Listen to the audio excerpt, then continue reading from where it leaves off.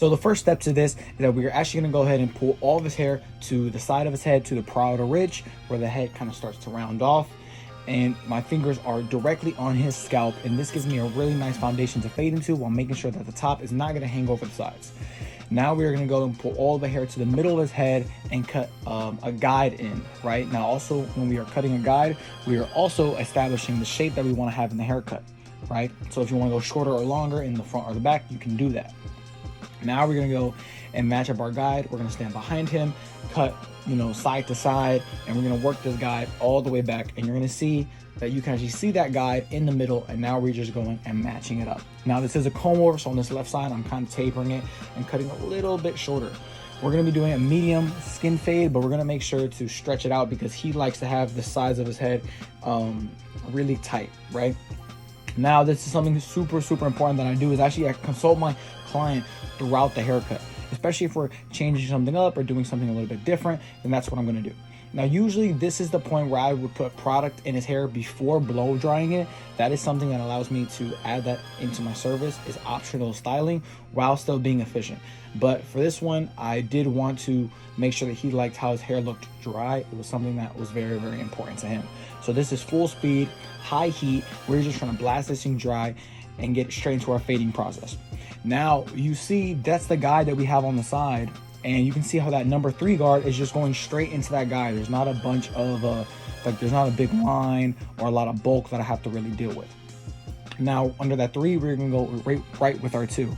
Now, with these longer guards, there's not a bunch of difference in gradients, so it allows me to kind of down fade and remove some of this bulk, making the rest of the fade easier. And then from there, we go into our 1.5 guard, and we're just going straight into that 2. Then we're gonna actually break off and start fading from the bottom. This is just something that I like to do. I do like using guidelines. I think it's something that keeps me, with pushing out quality haircuts while also being very, very efficient. So we put our bald line, then we're gonna go ahead and put on our half. Now this is our 1 open, and then we're just gonna start to go and fade these things out. Starting with our bottom, we're gonna do our open to close method. Now, if you wanted to do these steps all around the head, you could, or if you wanted to fade in sections, half and half, in 3 sections, and 4 sections, it's really up to you. But this system is the system that I use for majority of my haircuts. Now this is our 1 closed, and we're just kind of softening up that line. And then we're gonna go with our half guard closed right here, halfway open, and fade out the rest of this line. And then we're gonna use this exact same fading system on the other side of the head. So I will let you guys follow along with this. Now, something that is very, very important is whatever system you guys are going to commit to, because this isn't the only system that you could use, but this is the system that I use. My appointments are 30 minutes for a haircut and 45 minutes for a haircut and beard. And I have a very diverse clientele, like every texture of hair, every length of hair I cut, and I'm able to cut within those time limits, maybe running a couple minutes behind here and there, but I'm able to catch up as well.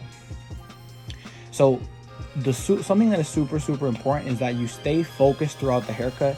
You follow a system, and that you do not detail until the end of the haircut, right?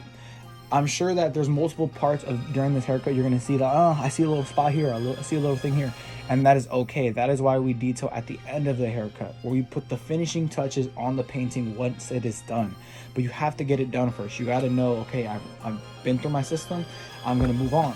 Also, you having that system allows you to get a way better rough draft if you commit to that system over, a span of time. Your system, your rough draft may be the best haircut of their life, right? And the detailing just takes it to a whole nother level. Now, this is something that I started doing as well, is balding out at the end of the haircut. So I just take my trimmers and I try not to go, too high up to where I create a line, but I'm just clearing out all this bulk at the bottom. And keeping that bulk for some people throughout the fade does allow you to see more spots, so your rough draft ends up being a lot cleaner. Now, this is something very, very specific to this haircut, is that he really likes to keep the the sides of his head very, very tight. He doesn't like a lot of length or nothing to hang over. So I go with some clip over comb, and you can see that I'm pulling the comb kind of straight off of his head, and I'm just kind of using the section to the left or the right of it just to kind of determine the length. And with this, I would really say just focus on the shape. Focus on, what you're doing and the movement. Don't focus on trying to take off so much hair, because you may end up like really messing up the shape or putting a dent in somebody's hair. And if you do that block graduation, you actually won't have to do a bunch of clipper over comb work like this. Now this is where I start to talk about the details. You can see the hair is cut, dry, the fade is done, the eyebrows are done, and now this is where you go and you do detail. My client could step out of this chair right now and he would still be okay with his haircut, but this is where you detail just to take the haircut to a whole nother level. And now I'm still confirming, hey, you know, do you like the length now? Is everything looking cool? Anything that we kind of got to change? Or can I just style this product, right? Can I just throw this product in and style it up? And the product that I actually use on majority of my clients is a clay.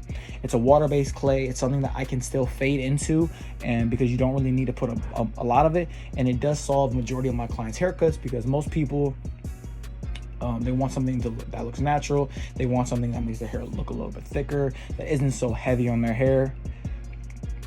So now we have the product in, and now I'm going and I'm using my Rebel shavers just to bald out this haircut. And this is, you know, something that I'm doing at the end just to make this haircut give a little bit more pop.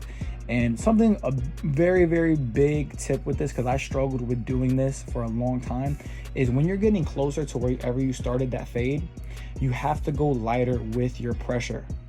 You can't go super, super hard, because then what happens is you actually end up creating a line.